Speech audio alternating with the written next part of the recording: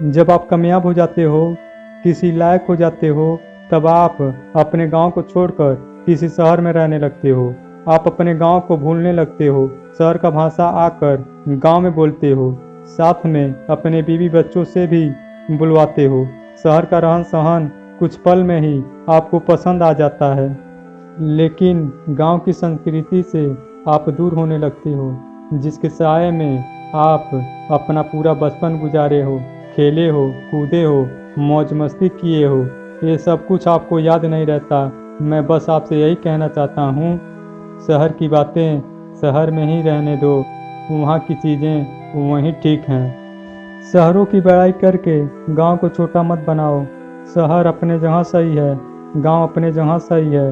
आप जब भी गांव में आओ, गांव की संस्कृति को अपना कर रहो, क्योंकि गांव गांव होता है। बाग बगीचों की शीतल छाया अगर कहीं मिलता है तो गांव में ही मिलता है। प्राकृतिक की बहती शुद्ध हवा अगर कहीं मिलता है तो गांव में ही मिलता है। खेतों की लहराती हरियाली अगर कहीं मिलता है तो गांव में ही मिलता है।